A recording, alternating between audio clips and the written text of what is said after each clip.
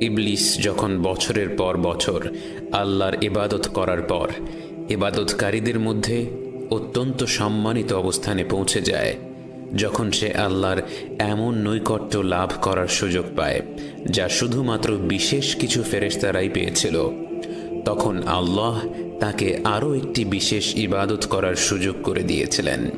তাকে বলেছিলেন আদম আলাইহিস সালামকে সিজদা করতে, কিন্তু সে আল্লাহর আদেশ অমান্য করল। আল্লাহর আদেশ অমান্য করার মাধ্যমে তার এত বছরের ইবাদতের একটি দিক প্রকাশ পেল। তার এত বছরের ইবাদত জুড়েই ছিল আরও মর্যাদা পাওয়ার আকাঙ্ক্ষা, নিজের মাহাত্ম্য প্রমাণের আকাঙ্ক্ষা। আল্লাহ যেহেতু লতিফুল খবীর, তিনি প্রতিটি অন্তরের সবচেয়ে গোপন বিষয়গুলো সম্পর্কেও অবগত।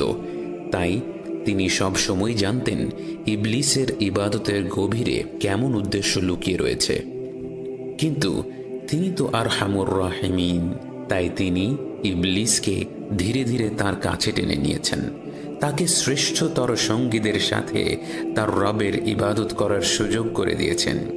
কিন্তু তার অন্তরের অহংবোধ এত প্রবল ছিল যে সৃষ্টির সেরা ইবাদতকারীদের সঙ্গ পেয়েও তার মধ্যে কোনো পরিবর্তন আসেনি।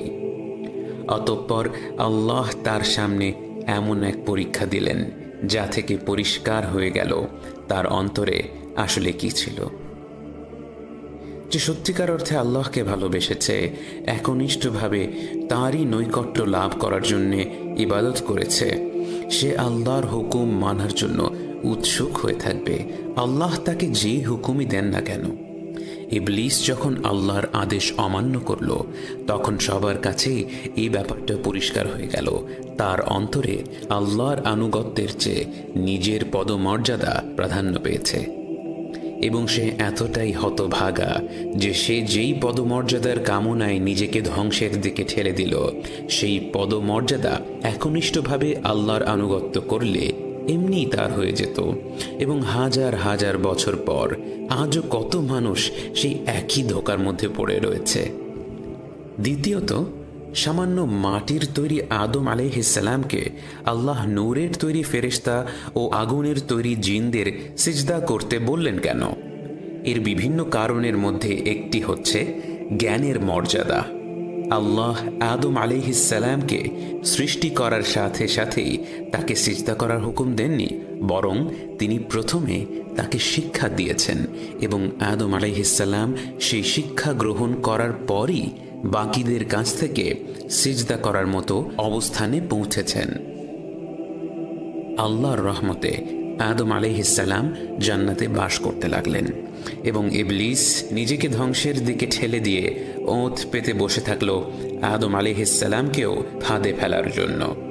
অন্যদিকে আদম আলাইহিস সালাম জান্নাতের অগণিত নিয়ামত উপভোগ করতে লাগলেন, কিন্তু বছরের পর বছর পার হয়ে যাওয়ার পর তিনি তার অন্তরে এক নতুন ধরনের অনুভূতি আবিষ্কার করলেন। এই অনুভূতি ছিল একাকিত্ববোধ। তিনি ধীরে ধীরে লক্ষ্য করলেন আল্লাহর জগতে এত এত ফেরেশতা, এত এত জান্নাতি পশু পাখি, কিন্তু তার মতো আর কেউ নেই। অতঃপর আল্লাহ তার জন্য একজন জীবন সঙ্গী সৃষ্টি করলেন এবং আমাদের মা হাওয়া আলাইহিস সালামের জন্ম হলো। এবং তাকে পাওয়ার সাথে সাথে আদম আলাইহিস সালামের নিঃসঙ্গতা দূর হয়ে গেল এবং আল্লাহ বললেন, আদম আলাইহিস সালাম এবং হাওয়া আলাইহিস সালামের জন্য আল্লাহ পুরো জান্নাত উন্মুক্ত করে দিলেন এবং শুধুমাত্র একটি গাছের ব্যাপারে তাদের সতর্ক করে দিলেন এবং বললেন, এই গাছের কাছেও এসো না। এই আদেশকে ঘিরেই ইবলিস তার ফাঁদ পাততে লাগলো। সে ধাপে ধাপে আদম আলাইহিস সালামকে বিভ্রান্ত করার চেষ্টা করতে লাগলো এবং অবশেষে সে আল্লাহর কসম খেয়ে বলল সে তাদের সদ উপদেশ দিচ্ছে এবং তারা যদি সেই গাছের ফল খায় তারা অমর হয়ে যাবেন, ফেরেশতাদের মতো হয়ে যাবেন। আদম আলাইহিস সালাম এবং মা হাওয়া এত পবিত্র পরিবেশে জীবন যাপন করেছিলেন যে তারা কখনো মিথ্যা কথার সম্মুখীনই হননি। আল্লাহর কসম খেয়ে মিথ্যা কথা বলা তো অনেক দূরের কথা।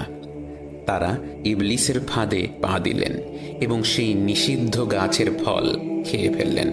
এবং সাথে সাথেই তারা তাদের নগ্নতা উপলব্ধি করলেন, এবং যে আলো দ্বারা তাদের নগ্নতা সুরক্ষিত ছিল সেই আলো নিভে গেল, এবং তারা গাছপালা দিয়ে নিজেদের ঢেকে নিলেন। এবং আদম আলাইহিসসালাম ও মা হাওয়া সাথে সাথে তাদের ভুল বুঝতে পারলেন, এবং যদিও ইবলিস তাদেরকে ফাঁসিয়েছিল, তারা বুঝতে পারলেন যখন আল্লাহ পরিষ্কার আদেশ করেছিলেন তাদেরকে সেই গাছ থেকে ফল না খাওয়ার জন্য, তখন তাদের ইবলিসের কথায় কান দেয়া উচিত হয়নি, এবং তাই এতে তাদেরও দোষ ছিল। এবং তারা আল্লাহর কাছে দোয়া করে বললেন, রব্বানা যালামনা আনফুসানা ওয়া ইল্লাম তাগফির লানা ওয়া তারহামনা লানাকুনান্না মিনাল খাসিরিন। হে আমাদের রব, আমরা আমাদের নফসের উপর জুলুম করেছি, এবং যদি আমাদেরকে আপনি ক্ষমা না করেন এবং আমাদের উপর রহম না করেন, তবে নিশ্চয়ই আমরা ক্ষতিগ্রস্তদের অন্তর্ভুক্ত হব। এবং এখানেই আদম আলাইহিসসালাম ও ইবলিসের মধ্যে একটি স্পষ্ট পার্থক্য দেখা যায়। যখন ইবলিস আল্লাহর সরাসরি আদেশ অমান্য করেছিল, সে আল্লাহকেই দোষারোপ করেছিল। নাউযুবিল্লাহ, সে বলেছিল, নিশ্চয়ই আপনিই আমাকে পথভ্রষ্ট করেছেন, অতএব আমি মানুষকে পথভ্রষ্ট করব। অন্যদিকে আদম আলাইহিসসালাম নিজের ভুলের দায়ভার পুরোপুরি নিজের কাঁধে নিয়ে আল্লাহর কাছে নিজেকে সঁপে দিয়ে বলেছেন, আল্লাহ যদি তাকে ক্ষমা না করেন, তার আর কোনো আশা থাকবে না, তার আর কোনো উপায় থাকবে না।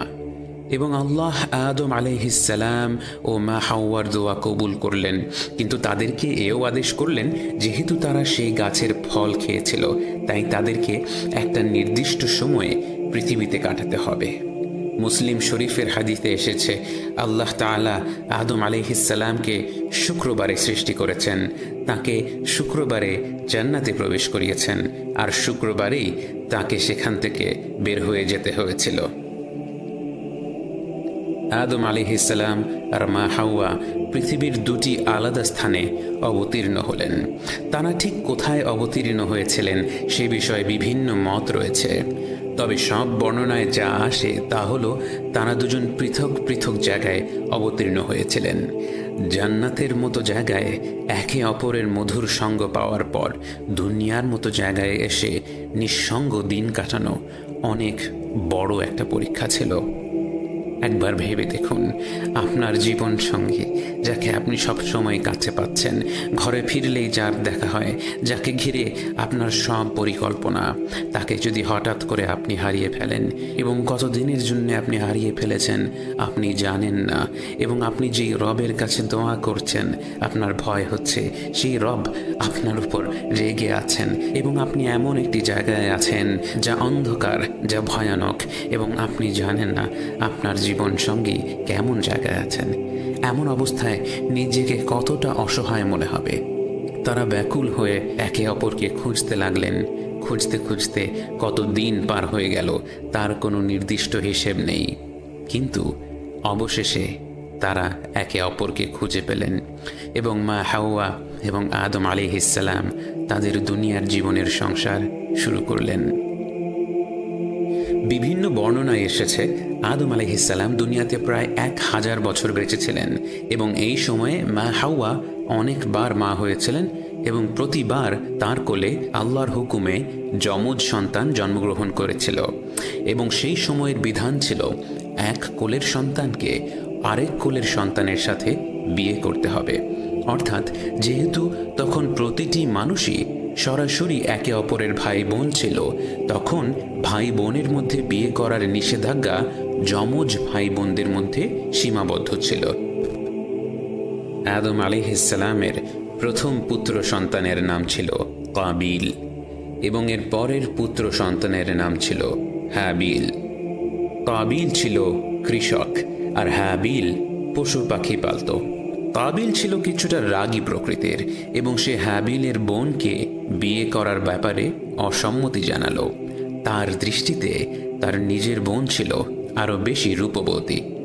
এই অবস্থায় আদম আলাইহিসসালামের মাধ্যমে ওয়াহি আসলো, তারা দুই ভাই যেন আল্লাহর উদ্দেশ্যে কোরবানি করে, এবং যার কোরবানি কবুল হবে তার পছন্দই চূড়ান্ত হবে। হাবিল তার খামার থেকে সবচেয়ে সুন্দর পশুটি আল্লাহর উদ্দেশ্যে কোরবানি করল।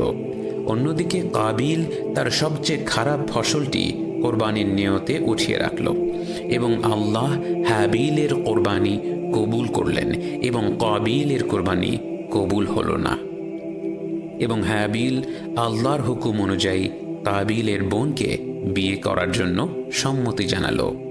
কিন্তু এতে কাবিলের অন্তর হিংসা বিদ্বেষে ভরে গেল এবং সে এক পর্যায়ে হাবিলকে বলল সে হাবিলকে হত্যা করে ফেলবে।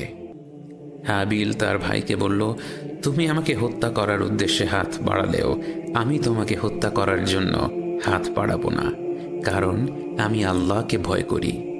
এবং তার কথা শুনে কাবিল আরও ক্ষুব্ধ হয়ে উঠল এবং হাবিলকে হত্যা করার জন্য তার গলা চেপে ধরল, কিন্তু তাকে হত্যা করতে পারল না। তখন ইবলিস তাদের কাছে আসলো এবং হাবিলকে হত্যা করার পদ্ধতি শেখানোর জন্য একটি পশুর মাথায় পাথর দিয়ে পশুটিকে হত্যা করল এবং কাবিল একইভাবে একটি পাথর নিয়ে হাবিলের মাথায় আঘাত করল এবং এভাবেই হাবিল হয়ে গেল মানব ইতিহাসের প্রথম শহীদ আর কাবিল হয়ে গেল মানব ইতিহাসের প্রথম হত্যাকারী।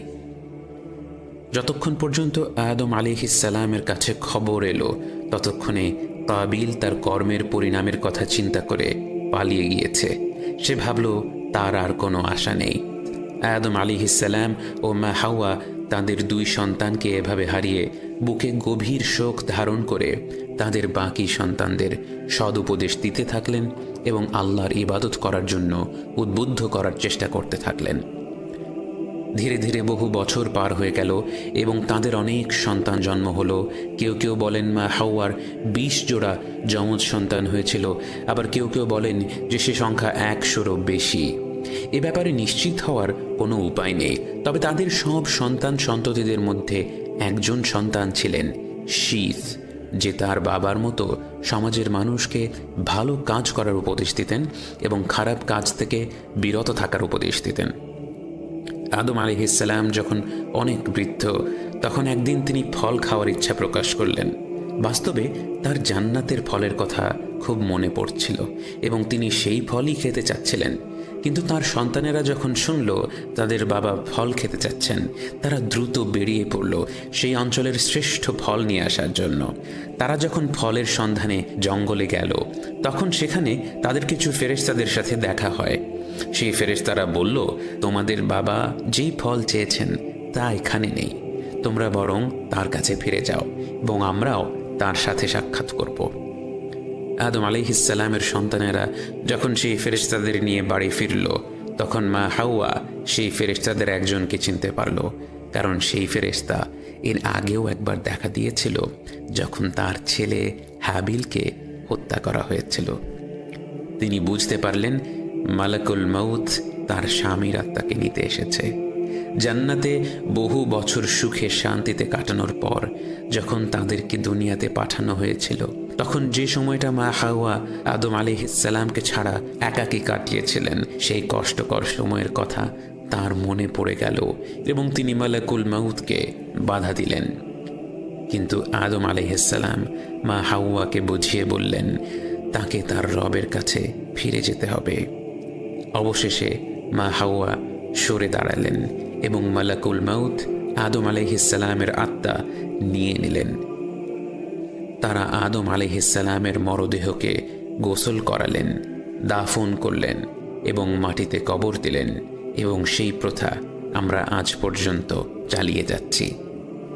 আদম আলাইহিস সালামের মৃত্যুর সময় মানব সমাজ অনেকটাই বড় হয়ে গিয়েছিল এবং সেখানে ভালো কাজের পাশাপাশি নানা ধরনের পাপ কাজ বাড়তে লাগলো এবং এই অবস্থায় আল্লাহর বাণী প্রচার করার কাজে নামলেন আদম আলাইহিস সালামের সন্তান শীত আলাইহিস সালাম। আল্লাহু আল্লাহ আল্লাহু